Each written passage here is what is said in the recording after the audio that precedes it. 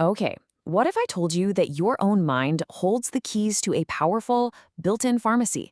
Seriously, one that can relieve real pain and trigger actual physical healing, all without a single active ingredient. Today, we're diving deep into the mystery of the placebo effect.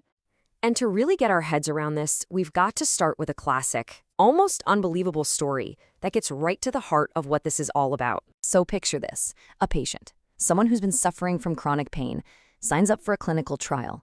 A doctor, looking very official, hands them a little capsule and says, "This is it, a revolutionary new pain medication, a real game changer." So the patient takes the pill, and within an hour, the pain they've been living with for months, it just starts to fade away.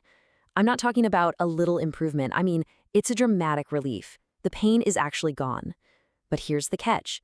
That powerful new painkiller, it was nothing more than a simple sugar pill. And this brings us right to the central mystery, doesn't it?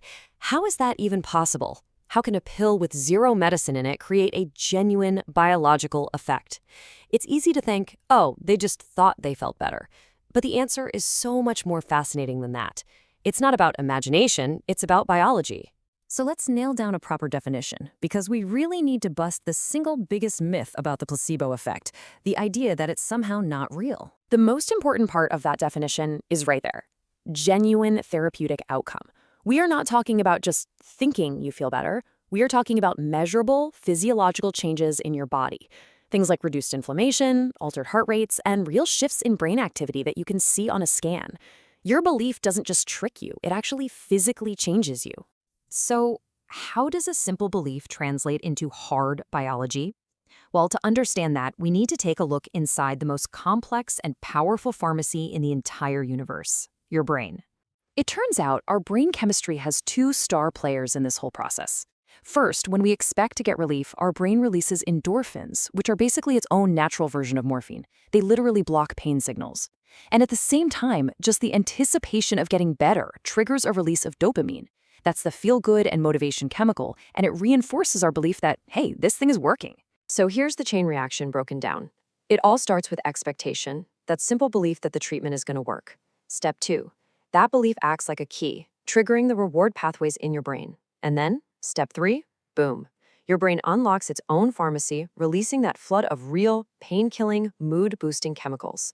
In just 3 steps, a simple belief becomes biology. Now, it's an absolutely incredible system when it's working in our favor. But what happens if the expectation isn't one of hope and healing? What if the belief is one of fear or harm? You see, this powerful mind-body connection has a shadow self. The placebo effect has a dark and, equally powerful twin. And it's called the nocebo effect. This is what happens when just the suggestion of a negative side effect can actually make it happen, even from a sugar pill. So, if a doctor tells a patient that a new pill might cause a headache, their chances of actually getting a headache skyrocket. It's the exact same mind-body connection, just running in reverse, powered by negative belief. So, if our minds really hold this much power to both heal and to harm, what does that mean for the way we practice medicine? Well, it means we might have been overlooking one of the most powerful ingredients in any treatment. Because the effect isn't just about the pill, it's about the entire ritual of healing. A doctor's warmth and confidence can actually boost how effective a treatment is. In fact, and this is incredible, studies show that placebos presented as being expensive work better than ones that are presented as cheap. The trust, the context, the story we believe about our treatment, it's all part of the medicine. Ultimately, what this all tells us is something really profound.